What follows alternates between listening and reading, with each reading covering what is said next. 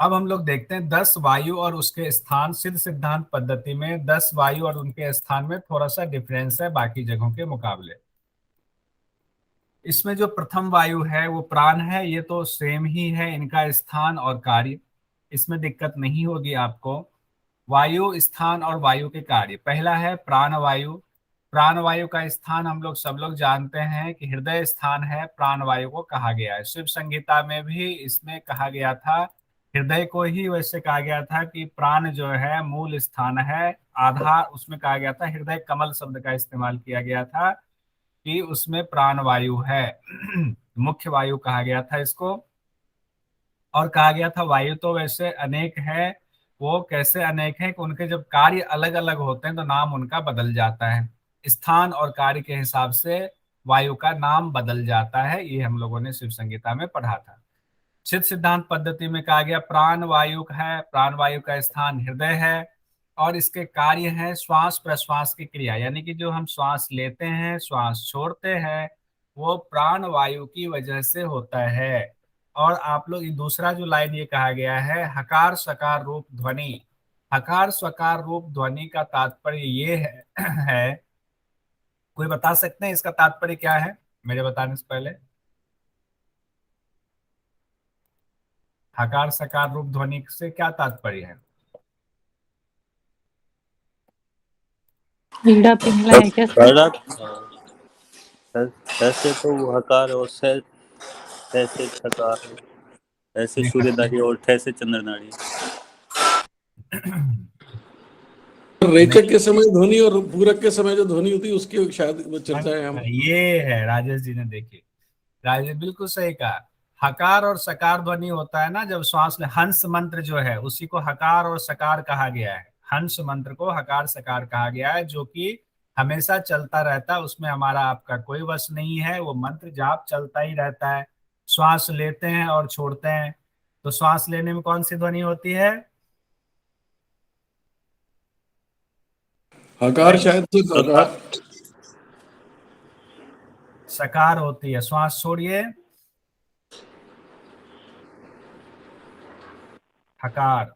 श्वास छोड़ेंगे तो हकार, श्वास लेंगे तो सकार ध्वनि होती है। तो यानी श्वास प्रश्वास में हकार और सकार ध्वनि रूप में ये भी कहा गया है प्राण वायु के कार्य में आता है। उसके बाद दूसरी वायु है हमारी अपान वायु। अपान वायु का स्थान कहा गया है गुदा का।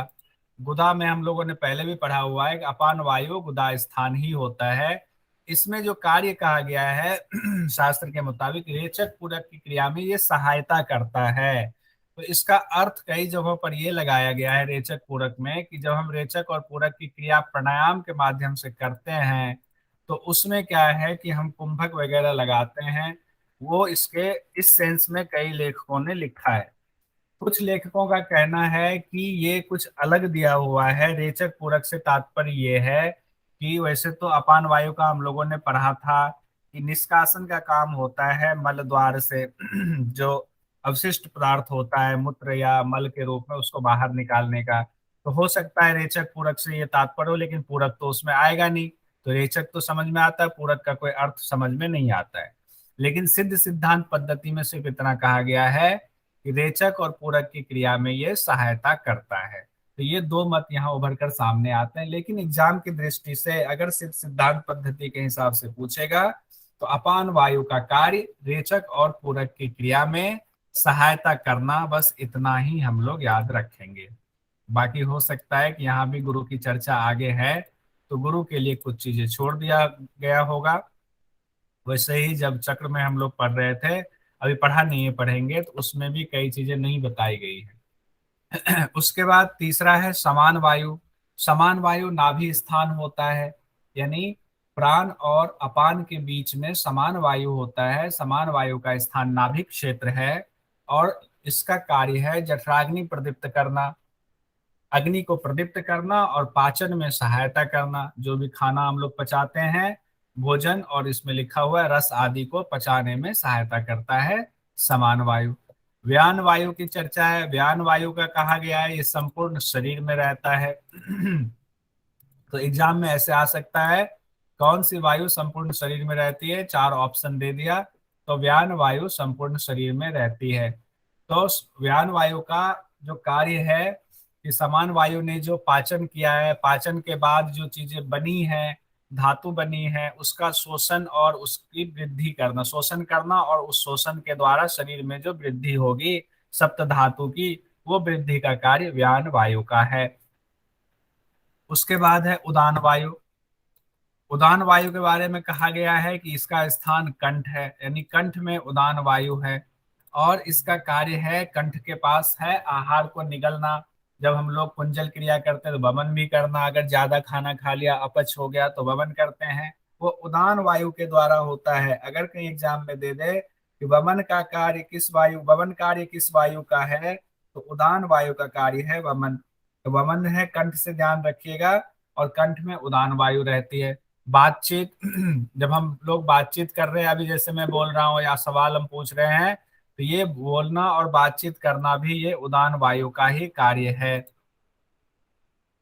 इस तरह से ये 5 वायु को हम लोगों ने देख लिया, स्थान और कार्य देख लिया। अब आगे के 5 वायु और देख लेते हैं। वैसे इसको प्राण और उपप्राण कहा गया है, लेकिन इसमें 10 वायु सीधे लिख दिया गया है। 5 ऊपर की चर्चा है, और उसके बाद फिर नीचे नाग, कूर्म, कृकल, देवदत्त और धनंजय की चर्चा है। तो नाग में कहा गया, नाग में हम लोगों ने अब तक पढ़ा था कि डकार लेना नाग का कार्य है, हम लोगों ने शिव संहिता में पढ़ा था। मैं सही हूं?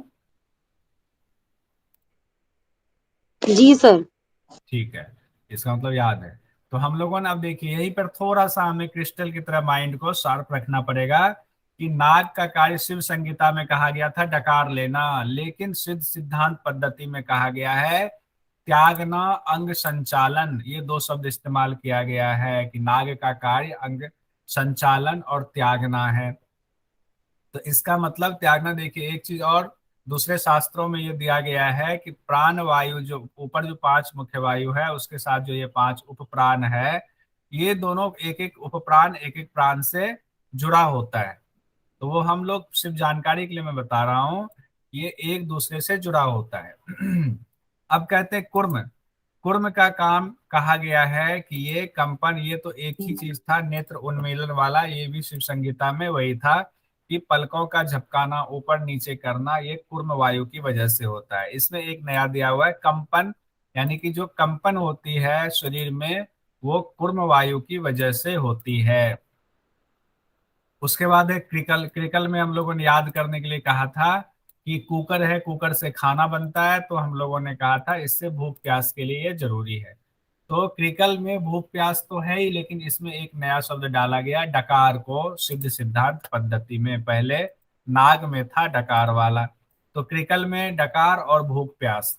तो मेन इतना कंफ्यूजिंग नहीं पूछेगा, अगर अलग अलग शास्त्र के हिसाब से पूछे कि सिद्ध सिद्धांत पद्धति में क्या है, तब तो याद करना होगा कि डकार भी है, लेकिन जनरली भूख प्यास को मिला करके पूछा जाता है, तो भूख प्यास क्रिकल से है। अगली वायु है देवदत्त। देवदत्त का जम्हाई ही लिखा हुआ था, शिव संहिता में भी देवदत्त का कार्य जम्हाई ही बताया हुआ था। धनंजय। धनंजय का कार्य यहाँ पर अलग बताया हुआ है। अनाहत नाद की जो उत्पत्ति होती है, वो उत्पत्ति का कार्य दिया गया है धनंजय को। देखिए ये इंपॉर्टेंट है यहाँ पर कि धनंजय के कार्य सिद्ध सिद्धांत पद्धति के हिसाब से क्या है, तो धनंजय का कार्य है अनाहत नाद की जो उत्पत्ति होती है, उसमें धनंजय प्राण जो है, धनंजय वायु जो है, वो महत्वपूर्ण भूमिका निभाता है। तो इसको याद रखना है स्पेशली कि अनाहत नाद को उत्पन्न करने में किस वायु की प्रधानता होती है, कौन से वायु का ये कार्य है। तो इसको हम लोग यहाँ पर लिख लेते हैं। अनाहत नाद को उत्पन्न करने में किस, उत्पन्न करना किस वायु का कार्य है। तो किस वायु का कार्य है अनाहत नाद? धनंजय। धनंजय। ठीक है।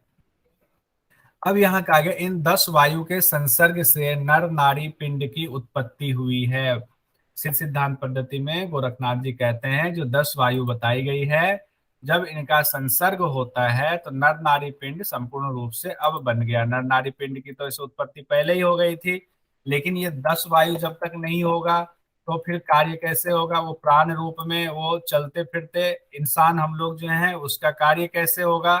तो कहा गया है कि जब ये 10 वायु से संसर्ग हुआ नर और नारी पिंड का, तो वो पूर्ण रूप से उसकी उत्पत्ति हो गई। यहाँ तक हमारा कंप्लीट हुआ। सर अब धनंजय में शिव संहिता में क्या लिखा है धनंजय का? धनंजय शिव संहिता में अभी ध्यान नहीं आ रहा। हिचकी। हाँ, हिचकी, ठीक है। देवदत्त को जम्हाई, धनंजय को हिचकी आती है, हम लोगों ने ऐसे याद किया था। बहुत बढ़िया। किन्होंने बताया हिचकी? जी सर, मैंने। स्वाति जी ने। बहुत बढ़िया, बहुत अच्छा। स्वाति जी अच्छे से पढ़ाई कर रहे हैं, नोट्स वोट्स भी बना रही है। अब है आगे देखिए, सिद्ध सिद्धांत पद्धति में स्थूल शरीर की उत्पत्ति का क्रम बताया हुआ है जो महत्वपूर्ण है। बाकी शास्त्रों में इसकी चर्चा नहीं मिलती है कि एक बच्चा कैसे उत्पन्न होता है, उसके अंदर एक पहले महीने में क्या क्या चीजें बनती है, जो कि साइंस आज हमें बताता है कि तीसरा महीना है आपके गर्भकाल का और तीसरे महीने में हमारे ये अंग बन जाएंगे बच्चे के, चौथे महीने में ये बन जाएंगे। तो ये सिद्ध सिद्धांत पद्धति में बहुत पहले ही लिखा जा चुका है। ललिता जी, आपने हैंड्स अप किया हुआ, कुछ पूछना चाह रही हैं? No sir. अच्छा अच्छा, ठीक है। आपका हैंड्स अप था तो मुझे लगा शायद कुछ हुआ। तो कहा गया स्थूल शरीर की जो उत्पत्ति होती है, जैसे हम हैं, हम अपनी माता के गर्भ से पैदा हुए हैं, तो उस गर्भ में हमारी क्या स्थिति रही, कैसे हम इतने बड़े हो गए, उसका पूरा क्रम समझाया हुआ है। तो वो क्रम एक बार हम लोग देखते हैं। कहा गया कि ऋतु काल में स्त्री पुरुष का जो संसर्ग होता है, उस संसर्ग को, उस मिलन को, पहला तो मिलन होगा, तो उस मिलन से क्या हुआ? रज और बिंदु यानी कि रज और वीर्य का संयोग हुआ। ये सिंपल है, ये हम सब लोग जानते हैं, ठीक है। अब रज और वीर्य का संयोग होता है तो पहला स्टेप यहीं तक है, ठीक है। अब रज वीर्य के संयोग से प्राणी की प्रथम उत्पत्ति होती है, यानी रज और वीर्य जब मिला तो जो उत्पत्ति हुई, हमारी आपकी जो उत्पत्ति हुई थी, उसका जो रूप था उसको जो कहा गया वो कलल कहा गया। जब दोनों मिला माँ के गर्भ में, पिता का वीर्य और माँ का रज जब मिला और माँ के गर्भ में वो गया, जिसको कि साइंस में निषेचन कहते हैं, उसको कहा गया है सिद्ध सिद्धांत पद्धति में कलल। कलल का जनरली अर्थ ये होता है कोई झिल्ली नुमा बहुत छोटी सी चीज, मतलब दोनों चीज मिला तो कोई झिल्ली नुमा एक बिंदु बना, उसको कलल कहा गया है। तो अगर कहे कि आपके जो प्राणी की प्रथम उत्पत्ति होती है या एक स्त्री पुरुष स्थूल शरीर के पिंड की जो प्रथम उत्पत्ति होती है, एग्जाम में आ सकता है, उसका नाम क्या है? तो उसका नाम कलल है। यहाँ पर इसको हम लोग लिख लेते हैं। स्थूल शरीर के प्रथम उत्पत्ति, यही शब्द है,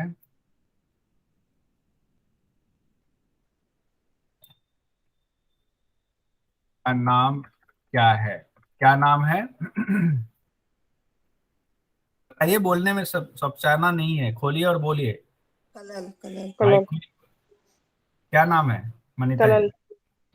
कलल कहा गया। एग्जाम में ये कुछ भी पूछा जा सकता है। अभी दिखाऊंगा आपको एग्जाम में कैसे जो है नेट जेआरएफ में इससे सवाल पूछे गए हैं, वो भी अभी उस पर भी चर्चा करेंगे और कुछ सवाल लास्ट में निकाल करके रखे हुए हैं, वो भी देखेंगे। तो पहले जो है कलल रूप में होती है, ये सबसे शुरुआती है। उसके बाद कहा गया है 7 अहोरात्र, यानी कि 7 दिन, 7 दिन में उसकी क्या स्थिति होगी? 7 दिन यानी 24 घंटे के हिसाब से 168 घंटे हैं। तो कहा गया कि 7 दिन में जब वो कलल जो है अब बुद्ध बुद्ध रूप में परिणत होगा, थोड़ा सा वो अब उसका साइज बढ़ा है, बुद्ध बुद्ध रूप में थोड़ा सा बदबदा सा वो बुद्ध बुद्ध रूप में वो परिणत हो गया। तो ये बुद्ध बुद्ध शब्द ही याद रखेंगे, यही शब्द इस्तेमाल किया गया है कलल के बाद बुद्ध बुद्ध रूप में 7 दिन में। तो 7 दिन में स्थूल शरीर की क्या स्थिति होती है, तो बुद्बुद रूप में माँ के गर्भ में पैदा हो जाता है, यानी बुद्बुद रूप में परिणत हो जाता है। अब कहा गया कि 15 दिन जब हुआ तो 15 दिन में क्या होगा, गोल आकार का पिंड बन जाता है। 15 दिन में वो गर्भ जो है गोल आकार के पिंड में परिणत हो जाता है। इसको सीक्वेंस को सब लोग याद कर लेंगे और बहुत आसान है, ये कोई बहुत बड़ी चीज नहीं है इसको याद करना। उसके बाद कहते हैं 1 महीना जैसे कंप्लीट होता है, जो गोल आकार पिंड है जो कि अभी बिल्कुल सॉफ्ट है, स्पंज के समान है, या आप कहें कि एक बिल्कुल जेली की तरह है, वो महीना बीतते बीतते, ये 15 दिन में गोल आकार पिंड है और महीना जैसे ही कंप्लीट होता है 1 महीना, वो कठोर हो जाता है। वो पिंड कठोर इन द सेंस, बहुत कठोर नहीं, मतलब वो ठोस रूप में परिणत हो जाता है। कठोर से या तात्पर्य ठोस रूप में वो पिंड परिणत हो जाता है। अब कहते हैं जब 2 महीना होता है, अभी 1 महीने तक की बात हुई, अगला 1 महीना और इसमें जोड़ देते हैं कि जब 2 महीना हो जाता है तो उस पिंड में सिर बन जाता है। तो सवाल आ सकता है कि 2 महीने में उस पिंड में, स्थूल पिंड में क्या बनता है, तो सिर बन जाता है। सिर कितने महीने में बनता है बताएंगे? 2 महीने। 2 महीने में। 2 महीने में सिर बन जाता है, बहुत बढ़िया। और तीसरे महीने में हाथ पैर बन जाते हैं। तो सवाल आ सकता है कि हाथ पैर किस महीने में बन जाते हैं उस स्थूल शरीर के, तो हाथ पैर तीसरे महीने में बन जाते हैं। अब चौथा महीना सबसे इंपॉर्टेंट है। चौथे महीने में कहा गया है कि यहाँ पर आंख, कान, नाक, मुख, लिंग, गुदा की उत्पत्ति हो जाती है। तो सबसे ज्यादा जो क्रम होता है चौथे महीने में होता है। तो जनरली आप लोग सब योग के ट्रेनर हैं, योग करते भी होंगे, कराते भी होंगे, तो हम लोग ये जानते हैं कि जब प्रेग्नेंट लेडी होती हैं उनको योग कराने जाते हैं तो 3 महीने तक उनको हम लोग सिर्फ प्राणायाम पर रखते हैं, या सूक्ष्म व्यायाम थोड़ा बहुत करा दिया, इतना ही कराते हैं। हल्का सूक्ष्म व्यायाम और प्राणायाम वो कर सकती हैं। वो एक्सरसाइज वगैरह या आसन ज्यादा ज्यादा के आसन वगैरह उनको मना किया जाता है 3 महीने तक। तो तीसरे महीने तक हाथ पैर बनने की स्थिति है। चौथे महीने से आप आसन करवा सकते हैं, सेलेक्टेड आसन, एक प्रेग्नेंट लेडी को, यानी कि जब गर्भ धारण की हुई है तो उनके लिए कुछ स्पेशल आसन है, वो करा सकते हैं चौथे महीने से। तो चौथे महीने में आंख, कान, नाक, मुख, लिंग, गुदा की उत्पत्ति होती है। अब कहा गया है 5वें महीने में, 5वें महीने में पीठ और पेट बनता है। बच्चे का पीठ और पेट कब बनता है, तो 5वें महीने में बनता है। देखिए कितना, अभी साइंस में आप जाएं तो डॉक्टर जो है, लेडी डॉक्टर, ये सारी बातें बताती हैं कि 5वें महीने में ये बनेगा, छठे महीने में ये बनेगा, लेकिन हमारे गुरुओं ने बहुत पहले, सदियों पहले ये बात बता दी थी कि किस महीने में किस तरीके से स्थूल पिंड का हम लोगों का विकास हुआ है, हमारा कौन सा अंग कब बना। उसके बाद कहते हैं छठे महीने में नख और बाल तो सवाल आ सकता है नख और बाल कितने महीने में बनते हैं। एक बालक के या एक स्थूल पिंड की जो उत्पत्ति क्रम है उसमें किस महीने में नख और बाल बनते हैं, तो छठे महीने में बनते हैं। 7वें महीने में पूर्ण रूप से चेतना आ जाती है। अब 7वें महीने में कहते हैं कि चेतना उस बच्चे में आ गई है। तो पूर्ण रूप से चेतना किस महीने में आएगी, तो 7वें महीने में आएगी, एग्जाम में पूछ दे तो। 8वें महीने में सभी लक्षणों से युक्त हो जाता है वो बालक, जो कि गर्भ में हम लोग 8वें महीने में सभी लक्षणों से युक्त हो गए थे।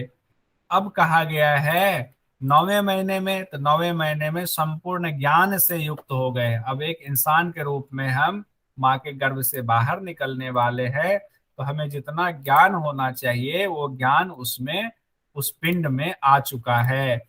अब कहते हैं 10वें महीने, 9वां महीना कंप्लीट हुआ तो 10वें महीने में अज्ञानी बालक के तौर पर, अभी हम कुछ नहीं जानते हैं, बिल्कुल कोरा कागज है, तो उनको अज्ञानी रूप बालक कहा गया है, जिनमें ज्ञान तो है लेकिन जब पैदा हुआ तो अज्ञान के रूप में पैदा हुआ। जो अंदर ज्ञान भरा है वो धीरे धीरे वो ज्ञान परिणत होगा गुरु के सानिध्य में या माता पिता के सानिध्य में।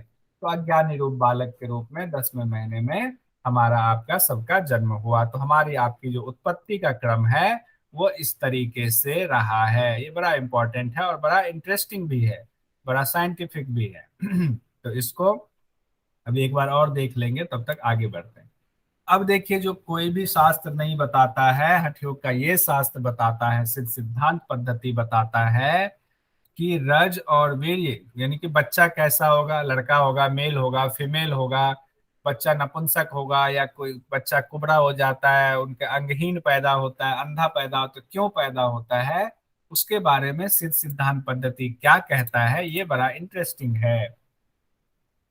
इसमें कहा गया है कि रज और वीर्य का मिलन हुआ, तो कहते हैं अगर वीर्य की मात्रा ज्यादा है यानी पिता का तत्व ज्यादा है तो लड़का होगा। तो एग्जाम में सवाल आ सकता है कि अगर वीर्य की मात्रा ज्यादा हो तो लिंग निर्धारण में क्या होगा, तो मेल होगा। अगर माँ वाला ज्यादा होगा यानी रज ज्यादा होगा, रज की मात्रा ज्यादा होगी तो क्या होगा। अब कोई फीमेल लोग होगा। आज इंटरेस्ट नहीं दिखा रहे हैं। फीमेल होगा। फीमेल होगा। बोलिए, मेरे कक्षा में पूरा पूरा फ्री है, बीच में भी माइक खोल के बोल सकते हैं, कोई दिक्कत नहीं है। अब रज और वीर्य दोनों की मात्रा बराबर हो जाए तो क्या होगा, नपुंसक। बताइए क्या होगा। नपुंसक होगा। नपुंसक होगा। तो ये एग्जाम में अगर दे दे सिद्ध सिद्धांत पद्धति के अनुसार अगर रज और वीर्य दोनों की मात्रा बराबर हो तो बच्चे का लिंग निर्धारण क्या होगा, नपुंसक होगा। उसमें जो भी एग्जाम में आपके ऑप्शंस दिए जाएं उस ऑप्शंस को देख लेंगे, लेकिन होगा नपुंसक पर टिक लगाएंगे। अब बड़ा इंपॉर्टेंट है ये, कहा गया है संसर्ग यानी मिलन के दौरान स्त्री और पुरुष में से कोई एक या दोनों परेशान हो, किसी बात से चिंतित हैं, कोई घर परिवार में या बाहर कोई बात हो गई हो ऐसी, और हम बड़ी चिंता में दुख में हैं, अगर उस दौरान संसर्ग होता है, मिलन होता है तो या व्याकुलता रहती है और उस दौरान मिलन हो गया और अगर गर्भ ठहर गया तो क्या होगा, उसका परिणाम देखिए कितना भयंकर होता है। बच्चा अंधा पैदा हो सकता है, कुबड़ा पैदा हो सकता है, बौना पैदा हो सकता है यानी कि उनमें रोग बीमारी हो जाएंगे, लंगड़ा हो सकता है, अंगहीन पैदा हो सकता है। ये हमारा शास्त्र कहता है, सिद्ध सिद्धांत पद्धति कहता है। ये बड़ा इंपॉर्टेंट पॉइंट्स था हमारा। देखिए ये चारों को अच्छे से ध्यान से देख लीजिएगा, और ये बड़ा साइंटिफिक भी लग रहा है याद करने के हिसाब से कि अगर वीर्य ज्यादा है तो लड़का पापा वाला पोर्शन हो गया, मदर वाला पोर्शन ज्यादा है तो लड़की, दोनों बराबर है तो नपुंसक। और अगर इस दौरान मानसिक तौर पर हम परेशान हैं, चिंतित हैं या व्याकुल हैं और उस दौरान संसर्ग हुआ तो उसका परिणाम बड़ा भयंकर होता है। हम लोग ये कई बार सोच लेते हैं कि पूर्व जन्म की वजह से बच्चा जो है अंधा पैदा हुआ, कुबड़ा पैदा हुआ, तो सिद्ध सिद्धांत पद्धति कहता है कि उसकी वजह ये है कि माँ बाप में से या दोनों परेशान थे, उस दौरान मिलन हुआ, इसीलिए ऐसा हुआ। तो सिद्ध सिद्धांत पद्धति के बाद निष्कर्ष ये निकलता है कि हमेशा प्रसन्न और खुश रहना चाहिए। उसके बाद कहा गया है कि मिलन के दौरान यदि एक बार से ज्यादा स्खलन हो, डिस्चार्ज हो, तो क्या होता है, जुड़वा बच्चा, दो या दो से ज्यादा बच्चे पैदा होते हैं। ये सिद्ध सिद्धांत पद्धति का यौगिक साइंस है। अब आगे कहा गया है, ये चारों चीजें मुझे लगता है याद हो गई होंगी, ये बड़ा इंटरेस्टिंग था तो इसको याद होने में कोई दिक्कत नहीं हुई होगी। अब आगे बढ़ते हैं। आगे सिद्ध सिद्धांत पद्धति में बताया गया है कि जो हम बच्चे थे, शिशु थे, हम पैदा हुए तो हमारे शरीर में क्या क्या चीजें थी और किस मात्रा में थी वो बताया गया है। कहा गया है इसमें, वैसे पूरा ही नाम नहीं दिया गया है, कई चीजें इसमें अधूरी हैं, लेकिन कहा गया कि 10 धातु को टोटल माना है, 7 धातु और उसके बाद वात पित्त कफ माना गया है। 7 धातु और वात पित्त कफ तो मिला करके हो गए 10। कहा गया कि 10 का जो है तौल अलग अलग होता है। तो ऐसे कुछ जो तौल इसमें दिया गया है सिद्धांत पद्धति में उसको देख लेते हैं। यानी वीर्य, वीर्य सब में होता है, चाहे वो बच्चा छोटा ही क्यों ना हो, क्योंकि ये एक सप्त धातु में से एक महत्वपूर्ण धातु है। कहा गया है वीर्य जो है 3.5 पल की मात्रा में होता है। इसको पल रूप में याद रखेंगे, क्योंकि इसको ग्राम के रूप में जब हम परिणत कर रहे थे तो अलग अलग उसमें माप आ रहा था। जब कंफर्म मुझे पता चलेगा तो हम आपको जरूर बताएंगे एक पल में कितना ग्राम होता है। अब इसमें दिया हुआ है रक्त, रक्त है 20 पल, वीर्य सबसे कम है 3.5 पल कहा गया है मात्रा में है, रक्त 20 पल की मात्रा में है। मेद के बारे में कहा गया है मेद 12 पल है, यानी रक्त उसके मुकाबले ज्यादा है। और फिर मेद कहा गया है कि ये 12 पल है। यहाँ पल जो है ना ये आपके वजन के सेंस में कहा गया है, ये माप है। उसके बाद कहा गया पित्त जो है शरीर में, वो पित्त 10 पल है, मेद से भी कम है पित्त। कफ, कफ की मात्रा ज्यादा कहा गया, एक शिशु में कफ की मात्रा ज्यादा होती है, यानी 20 पल। वात और कफ दोनों की बराबर मात्रा बताई गई है, और वो दोनों 20-20 पल है। वात और कफ 20-20 पल में मौजूद है इस शरीर में। उसके बाद कहा गया हड्डियां, हड्डियां कहते हैं बच्चों में सिद्धांत पद्धति के हिसाब से 360 हड्डियां होती हैं। आज का साइंस भी ये कहता है कि बच्चों में हड्डियों की संख्या ज्यादा होती है, और वो संख्या बाद में क्या होता है, कुछ हड्डियां आपस में मिल जाती हैं, जुड़ जाती हैं, और हड्डियों की संख्या फिर बड़े लोगों में हमारे आप में सीमित हो जाती है, कम हो जाती है। अब बताइए हमारा साइंस कितना उन्नत था, हमारा यौगिक साइंस, जिनको पहले से पता था कि हड्डियां बच्चों में ज्यादा होती हैं, तो कैसे उन्होंने योग के द्वारा, उस गुप्त ज्ञान के द्वारा अंतर्दृष्टि से सारी चीजें देख ली थी। तो हमें अपने ऊपर इतना कॉन्फिडेंस रहना चाहिए कि हम धनी संपदा वाले संस्कृति के वाहक हैं। अब कहा गया है कि रोम छिद्र, एक शिशु में रोम छिद्र कितने होते हैं, तो 3.5 करोड़ रोम छिद्र होते हैं, ये सिद्धांत पद्धति कहता है। अब कुछ इंपॉर्टेंट क्वेश्चंस जो है हम लोग कर लेते हैं। पहला अध्याय हमारा यहाँ पर कंप्लीट हो गया है। शुरुआत में थोड़ा टफ जरूर लग रहा था, बाद में इंटरेस्टिंग आया है, और हम लोग उसके क्वेश्चंस कुछ देख लेते हैं। वो भी क्वेश्चंस जो जनरली निकाले हैं हमने, और वो भी क्वेश्चंस देखेंगे जो क्वेश्चंस पूछे गए हैं। कहा गया है सिद्ध सिद्धांत पद्धति के लेखक कौन है, बताइए। गोरखनाथ। गुरु गोरखनाथ। सब लोग सहमत है कि सिर्फ ऋतु जी और स्वाति जी और एक दो लोग हैं? जी सर, जी एग्री सर। गोरखनाथ ही है। ललिता जी ठीक है?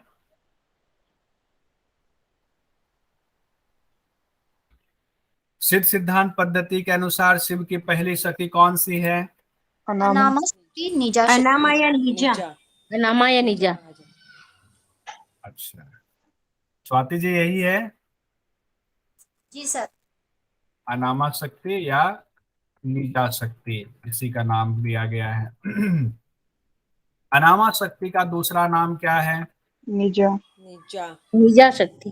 निजा शक्ति। परा पिंड की उत्पत्ति कैसे हुई, अब ये बताइए। 5 शक्ति और इनके 5-5 गुणों से। कौन, किन से? जो 5 शक्तियां हैं हाँ, और इनके जो 5-5 गुण हैं, उनसे परपिंड की उत्पत्ति हुई थी। अच्छा, पूनम जी सही कह रहे हैं, मनीता जी? जी सर। पुष्पा जी?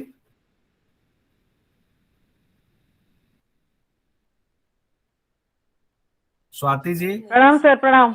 हाँ, प्रणाम। ये जी ठीक, सर। पढ़ना है। पूनम जी और मनीता जी ने कहा कि हाँ जो 5 शक्तियां हैं शिव के, उनकी हाँ और उनके 5-5 गुणों से परापिंड की उत्पत्ति हुई, क्या ये सही कह रही हैं? जी सर। ठीक है, चलिए मान लेते हैं। 5 शक्तियां और उनके 5-5 गुण से गुणा उत्पत्ति से हुई। उत्पत्ति हुई। अब अनादि पिंड की उत्पत्ति कैसे हुई, ऋतु जी बताइए। 5 अधिष्ठाता देव और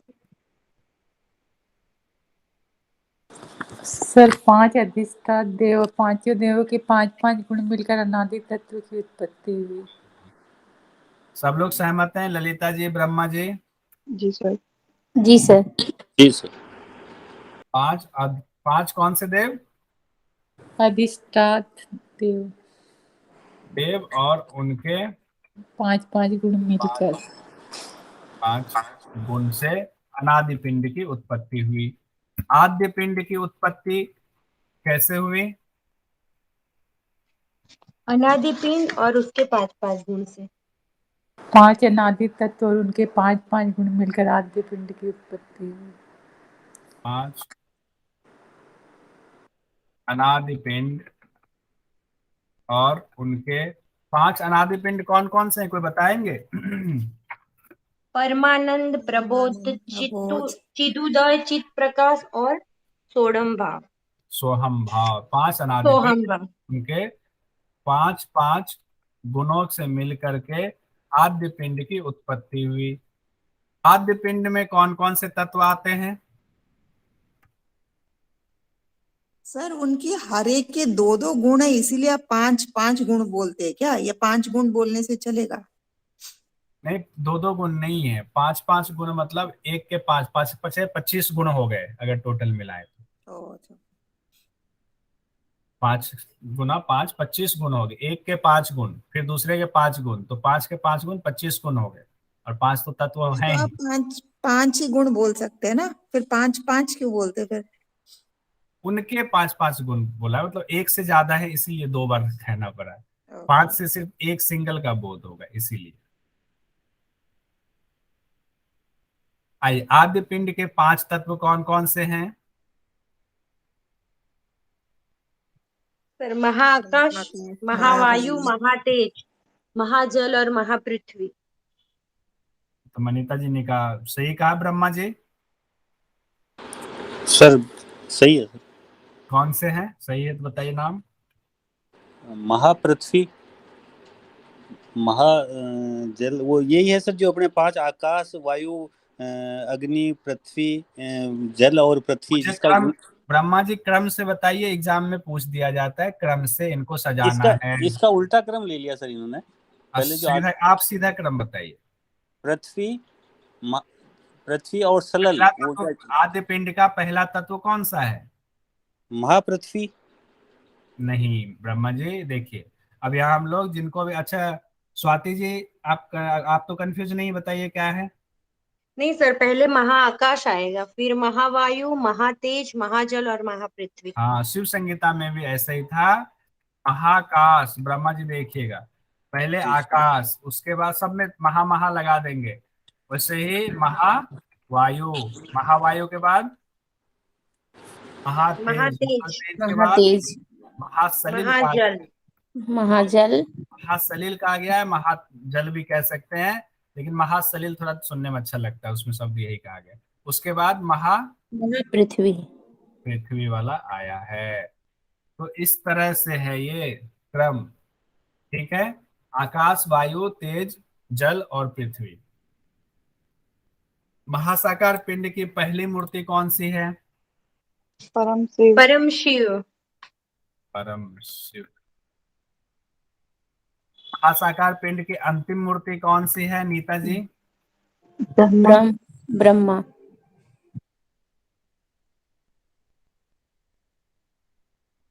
ब्रह्मा के देखने मात्र से क्या हुआ था? ब्रह्मा, प्रकृति पिंड की उत्पत्ति। नर नारी रूपी प्रकृति पिंड की उत्पत्ति। बहुत बढ़िया। ब्रह्मा के देखने भर से, मतलब थोड़ा सा उन्होंने नजदीक में देखने भर से प्रकृति पिंड की उत्पत्ति हुई। प्रकृति पिंड मतलब नर नारी रूप में प्रकृति पिंड। अंतःकरण के 5 तत्व कौन कौन से हैं? मन, बुद्धि, अहंकार, मन, बुद्धि, अहंकार, चित्त, ये चैतन्य। बुद्धि, अहंकार, चित्त, चैतन्य। मन, बुद्धि, अहंकार, चित्त, चैतन्य। बहुत बढ़िया। ये 5 तत्व हैं। इसको कहा जा सकता है, एग्जाम में जो सवाल का पैटर्न रहा है, एक बार ऐसे ही 5 दे दिया और कहा गया कि इसको सीक्वेंस में सजाएं। तो अगर ये आगे पीछे रहा तो इसको सीक्वेंस में सजाने का ऐसे ही रहेगा, मन, बुद्धि, अहंकार, चित्त और चैतन्य। इस तरह से हम लोग सजा लेंगे। सिद्ध सिद्धांत पद्धति के अनुसार प्राण के क्या कार्य हैं, अभी हम लोगों ने पढ़ा था। प्राण के कार्य बताइए, प्राण वायु के क्या कार्य हैं?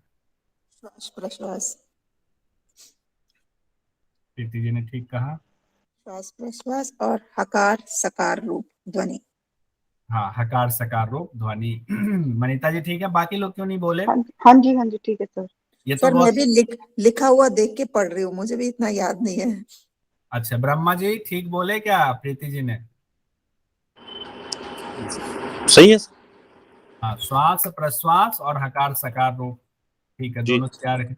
अपान वायु के क्या कार्य कहा गया है पूरक, सिद्धांत रेचक। पद्धति के हिसाब से? रेचक और अपान पूरक। पूरक को कहा गया है।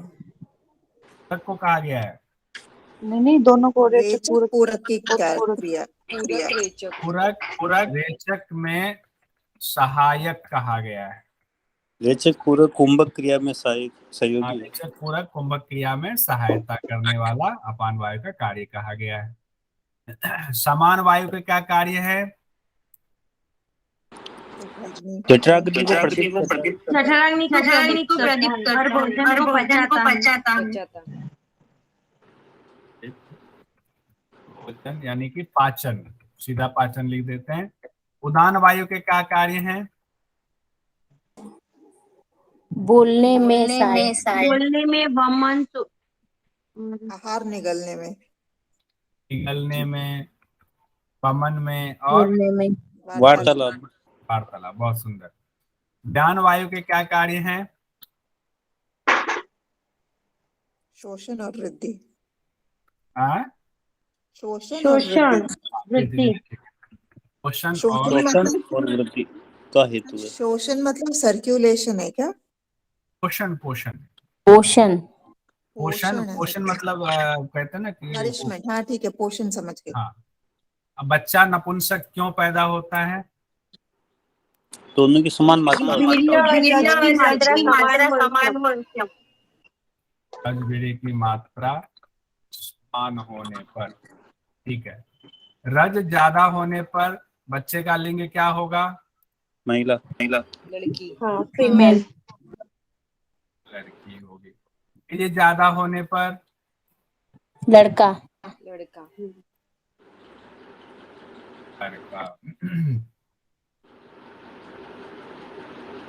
अब देखिए, नेट में जो सवाल पूछा गया है उसके कुछ आपको दिखाता हूँ। ये तो हम लोगों ने ऐसे रखा है। इसमें कहा गया निम्नलिखित में से सिद्ध सिद्धांत पद्धति में किन चक्रों का उल्लेख किया गया है? चक्र भी हम लोगों ने पढ़ा नहीं, दूसरे अध्याय में पढ़ेंगे। तो उसमें ऐसे दे दिया, सूर्य चक्र, तालु चक्र, आकाश चक्र, सहस्रार चक्र, और फिर ये ऑप्शन दे दिया। ये पूछा गया सवाल दिखा रहा हूँ अभी, इसको बस इतना ही एक सैंपल के तौर पे दिखा रहा हूँ।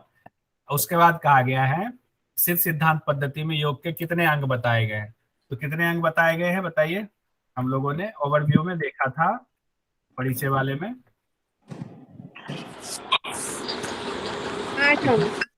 8 अंग बताए गए। अष्टांग कहा गया है ना, तो 8 अंग बताए गए। ये एग्जाम में दिया हुआ है, नेट में आया हुआ क्वेश्चन बता रहा हूँ।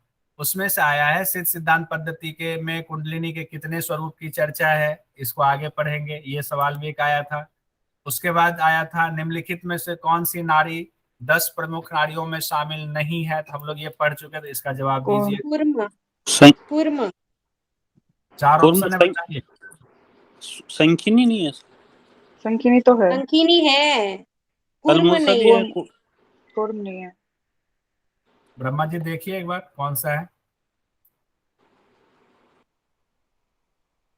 कूर्म वायु में है। ईड़ा, पिंगला, हाँ जी, इसको पढ़िए। मैं चाहता हूँ यहीं पे जो कंफ्यूजन यही दूर हो। पढ़िए, 10 के 10 नाम सामने है, पढ़िए एक बार।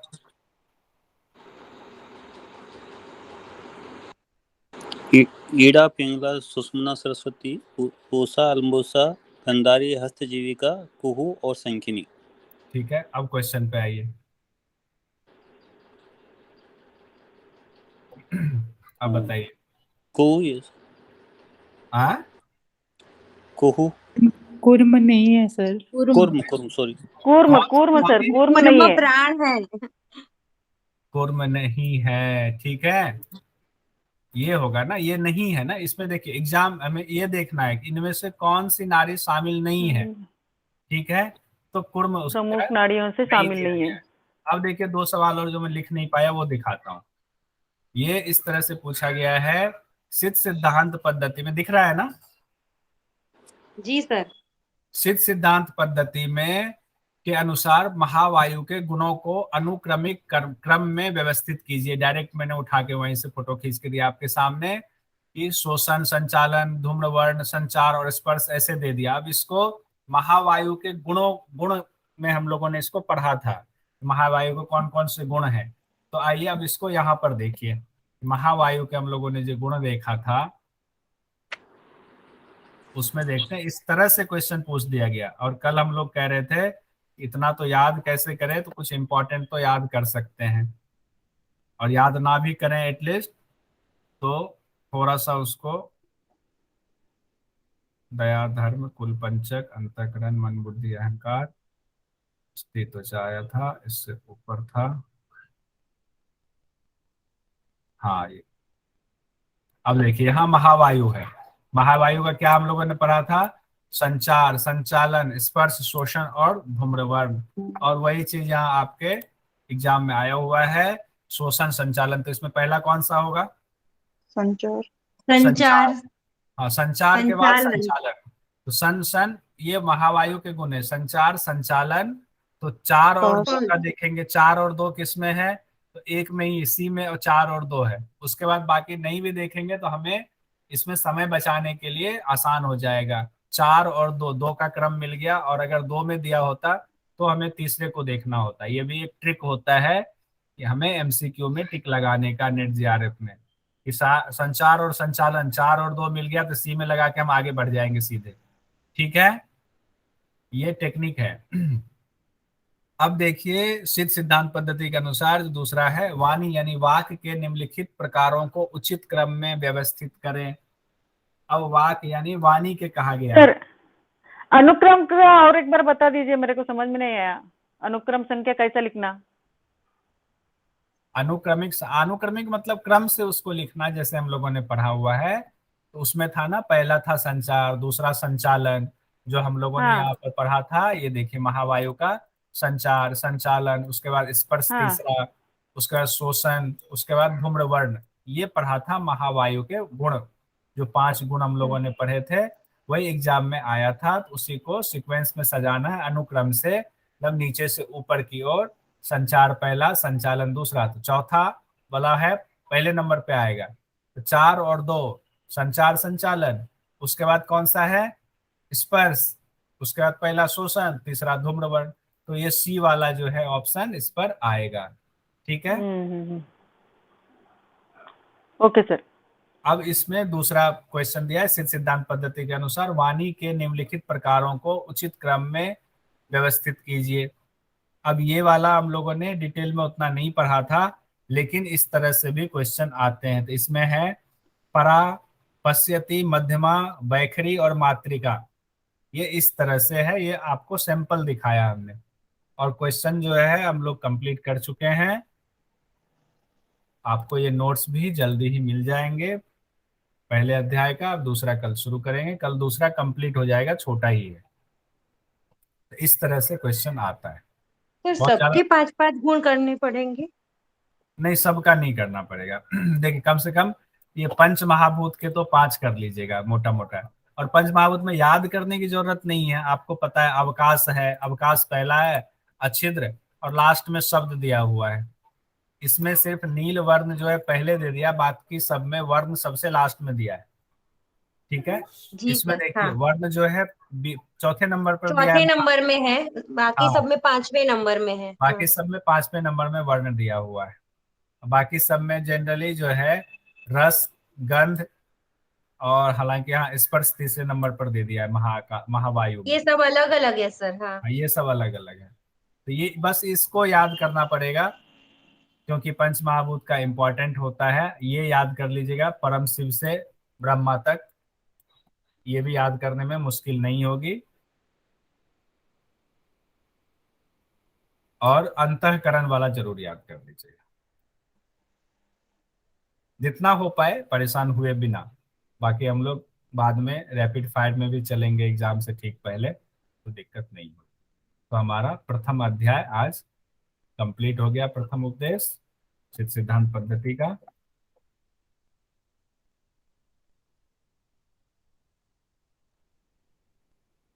राजेश जी आए नहीं आए हैं? नहीं सर, वो सर नहीं सर आप मुझे लोग तो मुझे जब भी समय मिलता है मैं जरूर आता हूँ सर। क्लास होती है तो नहीं आ पाता, नहीं तो हमेशा सर चाहे 10 मिनट के लिए आऊँ, अगर 10 मिनट मिलते हैं मैं आ जाता हूँ सर। मुझे बहुत अच्छा लगता है यहाँ पे। अरुण जी नहीं आए आज। अरुण जी ने कुछ क्वेश्चन बनाया था शिव संगीता का, वो आज करना था, नहीं हुआ, कोई बात नहीं, आएंगे अरुण जी तो कर लेंगे। राजेश सर हैं? जी सर हूँ सर, मैं यहाँ पे हूँ सर। अच्छा अभी है ना मौजूद, मुझे प्रणाम लगा सर, चले प्रणाम। गए। सुरेश सर? हाँ नमस्ते। नमस्ते सर, करा दीजिए शांति पाठ सर। कोई भी ध्यानात्मक आसन में बैठ जाए, एक बार डीप ब्रीदिंग का अभ्यास करेंगे, एक बार ओम का लंबा नाद, बाद में शांति पाठ। इनहेल,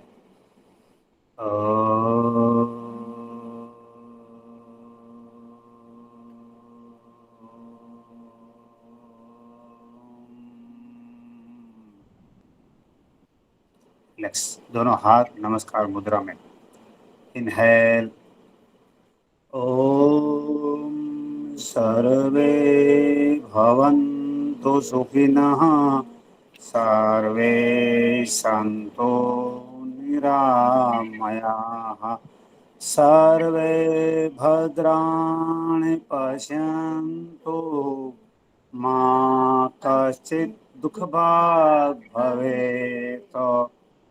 हे नाथ सब सुखी हो, कोई न हो दुखारी, सब हो निरोग भगवंत, धन धान्य के भंडारी, सब भद्र भाव देखे, सन्मार्ग के पथिक हो, दुखिया न कोई होवे, सृष्टि में प्राणधारी।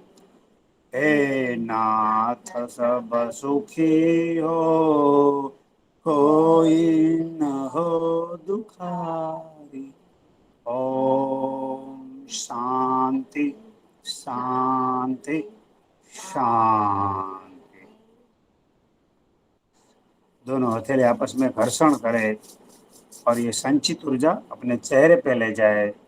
अंदर ही अंदर आंख खोले, बंद रखे। बंद आंख रखते ही दोनों हाथ दृष्टि के सामने, हथेली को देखते हुए कोमलता से आंखें खोले। ओम नमस्ते।